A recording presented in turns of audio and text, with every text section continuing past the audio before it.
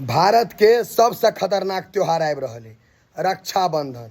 एहिमे बहिन सब गिरगिट सब बेसी तेजी से रंग बदलै छै। मतलब जे बहिन अहाँ के भरि साल लतियाबैत जुतियाबैत रहत गरियाबैत रहत से रक्षाबंधन के दिन अहाँ के सामने एकदम मासूम चेहरा बना कर हाथ में आरती लेने ठाढ़ भ जायत कि जे आरती देखेबै आ 2-4 हजार डाउन हैत। बौआ एहि बेर हम सब खेला बेला बुझि गेल छी, एहि बेर हम पाइ ताइ नहीं देबो। राखी बान्हे के छो बान्ह, आरती देखबे के छो देखो, नहीं तो नहीं देखो। भाई बहिन में पाइ केना आबि गेलै? रिश्ता में तो पाइ नहीं अबै छै, तें पाइ नहीं भेटतौ। आ तोहर सबके एकटा और चाल खराब छो, पैर छू कर जे गोर लगबो सह फोटो तू पूरा सोशल साइट पर पोस्ट करबी जे देखो ये आदमी मेरा पैर छूता है। तो एहि बेर बौआ किछु नहीं होवला छो। ई सब कार्यक्रम एहि बेर बंद छो।